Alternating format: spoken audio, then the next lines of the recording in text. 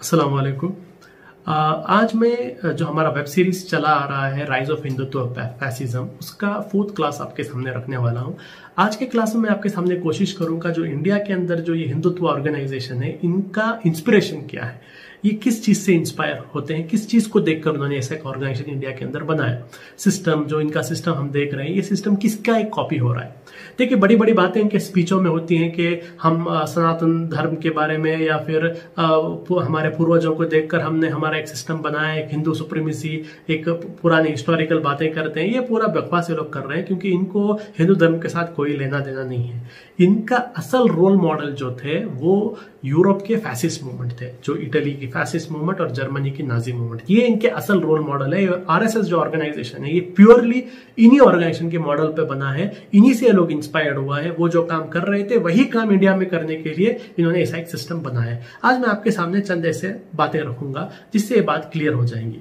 पहली बात, जैसा आप जानते हैं कि मैंने अपने पहले क्लास में बताया था कि महाराष्ट्र के अंदर खासकर ये हिंदुत्व आइडियोलॉजी को बहुत एक बात डिस्कशन चलता था, और जो खासकर उसमें भी जो सिद्धपविन ब्राह्मण्स के अंदर चंद लोग थे, वो लोग एक हिंदू राष्ट्र, हिंदुत्ववादी एक सोसाइटी बनाना, एक रेस, हिंदू रेस के अंदर पूरा पावर होना है, जिस तरीके से पेशवाओं के वक्त था वही चीज वापस लाना है, ये बातें कहने वाले लोग थे। इनके इंटेलेक्चुअल्स के डिस्कशन में क्या बातें आती थी, वो बातें आपके सामने मैं रखता हूं। कि केसरी नाम का एक न्यूज़पेपर था जो लोकमान्य तिलक ने शुरू किया था मराठी में। उस पेपर में अगर आप देखते हैं 1924 से लेकर 1931 में अगर आप उसके आर्टिकल्स और एडिटोरियल्स पढ़ेंगे, आपको बहुत सारी चीजें उसमें पता चलेंगी किस तरीके से लोग यूरोप को वेरी करीबी से लोग नजर रख रहे थे और उसके चीजों को बहुत प्रमोट कर रहे थे। जैसे इटली के अंदर जो फैसिस्ट मूवमेंट थी, उस फैसिस्ट मूवमेंट की बहुत तारीफ कर रहे थे। मसोलिनी के हर एक एक्शंस की बहुत तारीफें इस आर्टिकल्स में आपको मिलेंगी। किस तरीके से मसोलिनी ने इटली को चेंज कर दिया, उस चीज की लोग तारीफ करते थे इनके आर्टिकल्स के अंदर। और किस तरीके से वहां पर उसने डेमोक्रेसी को खत्म कर दिया, यानी इलेक्टेड रिप्रेजेंटेटिव के सिस्टम को खत्म करके नॉमिनेटेड लोगों को डालना शुरू कर दिया। आगे जाकर इटली के अंदर पार्लियामेंट को ही खत्म करके वहां पर काउंसिल ऑफ फैसिस्ट को, ग्रेट काउंसिल ऑफ फैसिज्म को वहां पर बनाया गया। इन चीजों को लोग बहुत प्रमोट करते थे, हाँ यही हमारे लिए सबसे बेहतर है करके। ये इनके अंदर एक मोहब्बत यूरोपियन फैसिज्म के लिए आ गई थी, क्योंकि ये चाहते थे कि ऐसा एक सिस्टम यहां पर आए। उसके बाद एक मेजर स्टेप हम देखते हैं 1931 में जो राउंड टेबल कॉन्फ्रेंस हुआ। उस राउंड टेबल कॉन्फ्रेंस में इंडिया में बहुत सारे लीडर्स गए। कॉन्फ्रेंस के बाद सब लोग आ गए, लेकिन डॉक्टर बीएस मुंजे जो आरएसएस के एक फाउंडर्स में से थे और कांग्रेस के एक बड़े लीडर भी थे और एक वेरी सेल्फ क्लेम्ड एक हिंदुत्ववादी लीडर थे, वो वहां से यूरोप से इसके बाद राउंड टेबल कॉन्फ्रेंस के बाद सीधा इंडिया नहीं आए, बल्कि उन्होंने यूरोपियन कंट्रीज का टूर किया। अलग अलग कंट्रीज में वो गए, इंग्लैंड, जर्मनी गए, और वहां पर जाकर उन्होंने जो है वहां की जो मिलिट्री स्कूल्स हैं, उस मिलिट्री स्कूल्स को उन्होंने स्टडी किया। क्योंकि हमेशा से चाहते थे कि यहाँ पर हम हिंदू कम्युनिटी के अंदर जो एक मिलिट्री कल्चर लेके आए, यानी सिर्फ आर्मी मिलिट्री नहीं होना है, लोग भी मिलिट्री कल्चर होना चाहिए। ऐसा एक स्टडी करने के लिए ये लोग यूरोप के अलग अलग मिलिट्री इंस्टीट्यूट्स गए, और आखिर वहां से 1931 में फरवरी मार्च के महीने में हम देखते हैं कि मुंजे वहां से इटली आया। इटली आकर खासकर उन्होंने इटली की जो फैसिस्ट मूवमेंट जो उस वक्त में बहुत पीक में थी, बहुत जबरदस्त पावर में लोग थे, उस वक्त जाकर उसका स्टडी किया किस तरीके से ये इटली की फैसिस्ट मूवमेंट काम कर रही है, इनका काम करने का तरीका क्या है। उनके अलग अलग इंस्टीट्यूशंस को विजिट किया और खासकर 2 इंस्टीट्यूशंस के ऊपर बहुत ज्यादा गौर किया मुंजे ने। वो था एक बलीला और एक अवंगार्दिस्ती। ये 2 ऑर्गेनाइजेशंस जो थे, ये फैसिस्ट मसोलिनी ने बनाया था ताकि 8 से लेके 18 साल की उम्र के जो नौजवान हैं, इनको भर्ती किया जाए, इनका माइंड वॉश किया जाए, इनको इंडोक्ट्रिनेट किया जाए, इनके जहन के अंदर हम ही सबसे ऊंचे हैं ऐसा एक जज्बा लाकर, इन्हें मिलिट्री ट्रेनिंग देकर, वेपन्स ट्रेनिंग देकर, इनको एक वीकली मीटिंग्स करके, यूनिफॉर्म पहनाकर एक सिस्टमैटिक आर्मी जैसा बनाने की कोशिश जो मसोलिनी ने की थी। इस चीज से मुझे बहुत इंप्रेस थे, और अलग अलग चीजों में हम लोग देखते हैं उनके अलग अलग बातों में वो आते हैं सामने। उसके बाद उनकी मुलाकात जो है मुसोलिनी से भी हुई।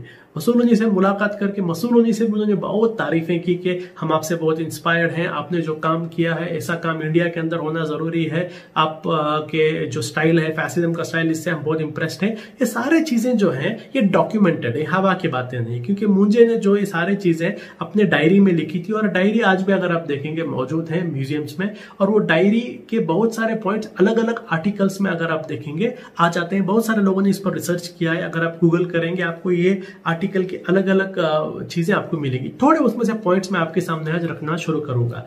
वहां पर मुझे ने थोड़े पॉइंट्स किए, थोड़े पॉइंट्स में आप देखिए पता चलता है कितना ये लोग इंप्रेस्ड थे उनसे। पहला उन्होंने कहा, Mussolini saw the essential weakness of his country and conceive the idea of Balilla organisation. Nothing better could have been conceived for the military organisation of Italy.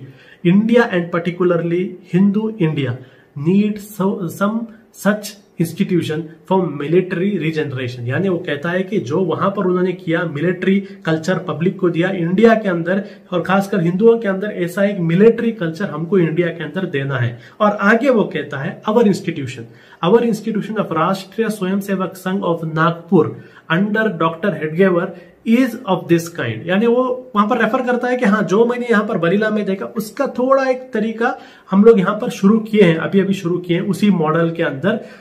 I will spend the rest of my life in developing and extending this institution of Dr. Edgever all throughout Maharashtra and other provinces। अब मैं India जाकर इस संगठन, RSS संगठन को मैं इस style में, यानी जो मैं यहाँ पर इटली में सीख के आया हूं, इस स्टाइल में मैं इसको अब महाराष्ट्र और दूसरे जगह में फैलाऊंगा। आगे वो और कहता है, इसको प्रेस कर यूरोप और जर्मनी को जो उसने देखा, इटली, उससे जो इंप्रेस हो उसको देखकर वो कहता है, in fact leaders should imitate, Indian leaders को कहता है, leaders should imitate the youth movement of Germany and Balilla and the fascist organisation of Italy. I think they are eminently suited for introduction in India, adapting them to suit special condition. I have been very much impressed by these movements and I have seen their activities with my own eyes in all details। वो clear कहता है कि मैं बहुत Impress हुआ, मैं अपने आंखों से देखा हूं, और इंडिया के लोगों को कहता है कि भाई ये इंडिया में शुरू करना बहुत जरूरी है।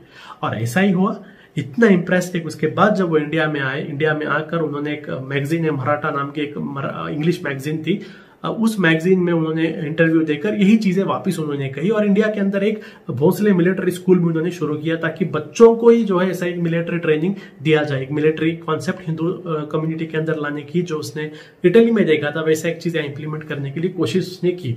उसके बाद में हम देखते हैं, अब ब्रिटिश भी इनके ऊपर नजर रखे हुए थे, और ब्रिटिश का जो है एक सीक्रेट इंटेलिजेंस रिपोर्ट आया था 1933 में।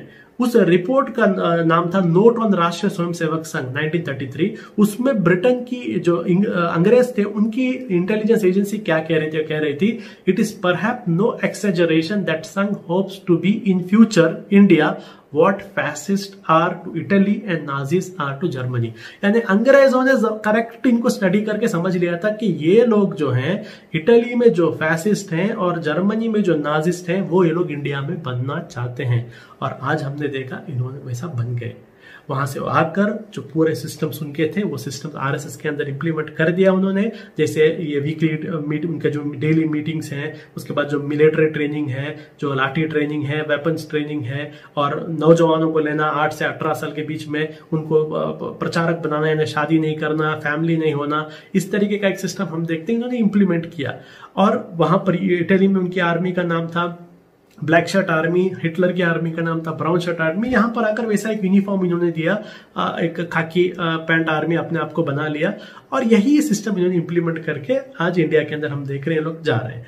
तो देखिए ये बातें मैंने आपके सामने इसलिए रखी क्योंकि अगर कहीं पर भी आप सुने ये लोग बातें कहेंगे कि हम एक हिस्टोरिकल चीजों से इंस्पायर होते हैं, हम हिंदू धर्म से इंस्पायर हुए हैं, ये बकवास है। ये लोगों को हिंदू धर्म के साथ कोई लेना देना नहीं है। इनके असल लीडर्स और इनके असल इंस्पिरेशंस जो है वो हिटलर और मसूलिनी थे। इतना इंस्पायर्ड थे कि वो वहां पर खुद जाकर स्टडी करके लाकर इंडिया में इंप्लीमेंट किए। तो यहां पर मैं व्यूअर्स को कहना चाहता हूं कि ये उतने ही डेंजरस है जितना डेंजरस मसूलिनी था, जितना डेंजरस हिटलर था, उतने ही डेंजरस है। जो जो काम हिटलर और मसूलिनी ने अपने रेस सुप्रीमेसी के वास्ते किया और उसको सही ठहराया, ये लोग भी उसी को सही ठहराते हैं। और इसलिए हम देखते हैं अलग अलग दंगे में जो होते हैं और उन दंगों में जो हरकतें होती हैं, इंसानियत कांप जाती है ऐसी हरकतें, लेकिन इनके लिए नॉर्मल जैसा रहता है, क्योंकि हिटलर में और मसूलिनी के लिए भी ये बहुत सारे जो नॉर्मल थे। तो आप लोग स्टडी कीजिए कि किस तरीके से फैसिज्म और नाज़िज्म ने दुनिया को तबाह किया किए, तब आपको पता चलेगा कि ये लोग भी क्या करना चाहते हैं। उम्मीद रखता हूँ एक नया एंगल आपके सामने मैंने रखा और इनकी असली इंस्पिरेशन, इनकी असलियत क्या है, कहाँ से ये लोग सीख लेते हैं, ये भी आपके सामने मैंने रखने की कोशिश की। अगले क्लास में मैं और एक इंपॉर्टेंट टॉपिक टच करूंगा, वो है इनकी हमारे आजादी की लड़ाई में क्या इन्होंने किया। जो कहा जा रहा है कि बहुत सारा कुर्बान दिए, झूठ है, कुछ भी नहीं किया मुल्क की आजादी के लिए। इनकी असलियत क्या है मैं अगले क्लास में आपके सामने रखूंगा। उम्मीद करता हूं आज के क्लास में आपको चंद डेटा इंफॉर्मेशन देने की कोशिश मैंने की, आपको पसंद आया। आपके फीडबैक्स आप लोग दे सकते हैं कमेंट्स में। इंशाल्लाह अगले क्लासेस में चंद और बातें आपके सामने रखूंगा। शुक्रिया।